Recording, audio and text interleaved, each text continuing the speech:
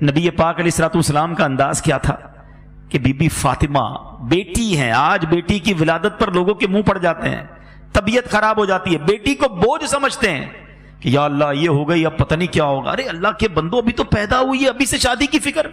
جس رب نے بیٹی دی ہے وہی انتظام کرے گا نا، وہ خالق ہے، وہ مالک ہے، وہ رازق ہے۔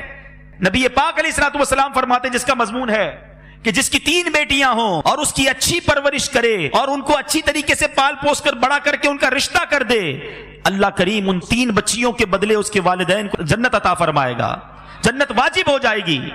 صحابی رسول نے عرض کی حضور اگر کسی کی 2 بیٹیاں ہوں؟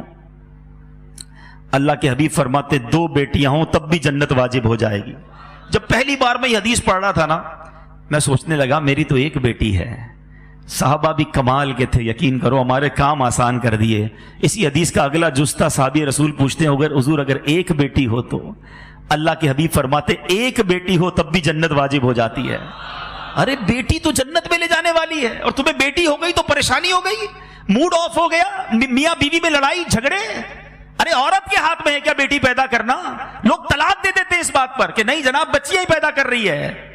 ارے اللہ کے بندو، اللہ کی بارگاہ میں سجدہ شکر ادا کرو، بے اولاد تو نہیں ہو۔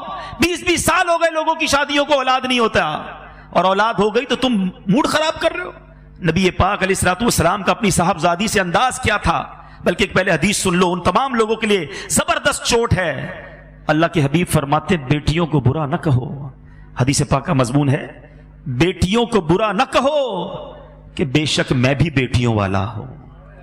اللہ کے حبیب نے اپنے آپ کو صلی اللہ علیہ وسلم بیٹیوں والا کہا اور فرمایا یہ تو ماں باپ کے لیے بڑی محبت والیاں ہوتی ہیں۔ اور میرے میٹھے اسلامی بھائیوں، نبی پاک کا کیا ایٹیٹیوڈ تھا۔ خاتون جنت بی بی فاطمہ، نبی پاک اگر بیٹھے ہوتے اور بی بی فاطمہ آتی تو نبی پاک کھڑے ہو جاتے، بیٹی کے لیے کھڑے ہو جاتے، اپنی بیٹی کا ہاتھ چومتے، جدھر نبی پاک بیٹھے ہوتے ادھر بی بی فاطمہ کو بٹھاتے اپنی جگہ پر، اور جب نبی پاک بی بی فاطمہ کے پاس جاتے بی بی فاطمہ کھڑی ہو جاتی، پیارے آقا کا ہاتھ چومتی اور اپنی جگہ بٹھاتی۔ یہ ہے میرے آقا کی سیرت۔ سیکھو نا کہ بچوں سے پیار کیسے، بچیوں سے پیار کیسے۔